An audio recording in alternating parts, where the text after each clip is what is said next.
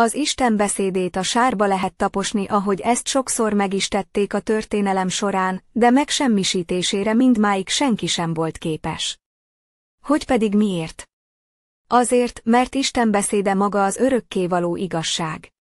Nincs kezdete, sem vége. Pontosan olyan, mint maga az örökkévaló. A mennyei és földi világ teremtésének az ereje. Amikor a teremtő kimondta, hogy legyen, azonnal meglett.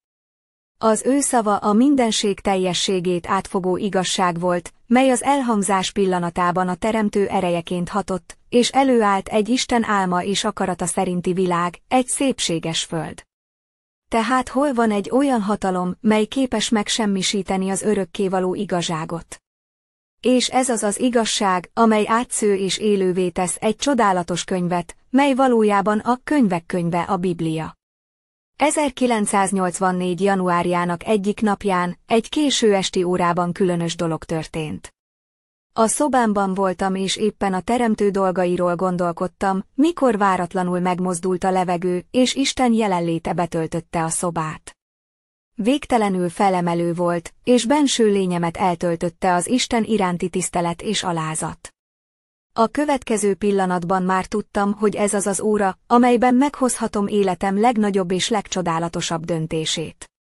Semmi kétségem nem volt a döntést illetően, leborultam a mindenható Úr előtt, és bocsánatot kértem minden elkövetett bűnömért, sőt azokért is, amiket a felmenőimtől örököltem.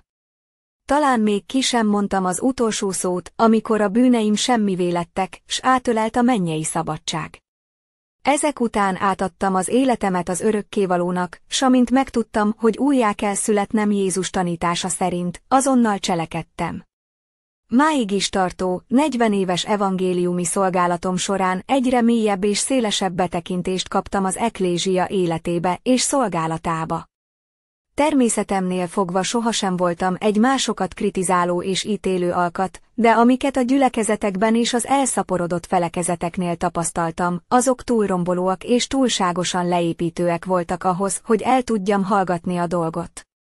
Úgy éreztem, figyelmeztetnem kell Isten népét, hogy térjenek vissza a teljes Bibliához és annak minden igazságához, mielőtt az eltévejedés következményei beérnének és lesújtanának az egyházra.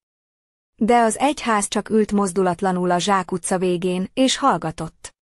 Amint már elmondtam, engem maga a teremtő vezetett megtérésre, s amiket tőle kaptam, hitszeretet, szellemi látás, Biblia tudomány és a többi, nem kötődnek egyetlen szállal sem a felekezetekhez.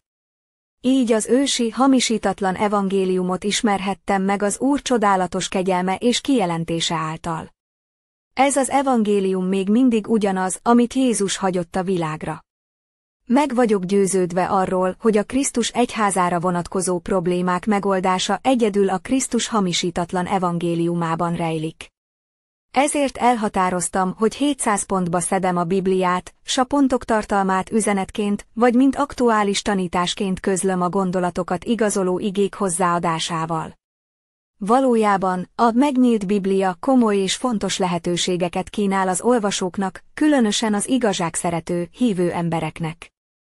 Első a könyv úgynevezett igazságtükörként is alkalmas a hívők vagy működő gyülekezetek, egyházak Biblia alapú vizsgálatára. Második hiteles segítséget nyújt az ige általi üzenetek és tanítások értelmezéséhez, az üdvösségre vezető szellemi ösvény megértéséhez, és megmutatja, hogyan haladjunk ezen az ösvényen, keskeny úton, és hogyan érhetünk célba, amely nem más, mint az üdvösség. Harmadik helyreállítja az igazságot, s akár egy aktuális egyházi reformot is képes előkészíteni. Negyedik az igehirdetők kezében a Biblia mellett valóságos, kincsesbánya lehet a tanításokhoz vagy prédikációkhoz való felkészülésben.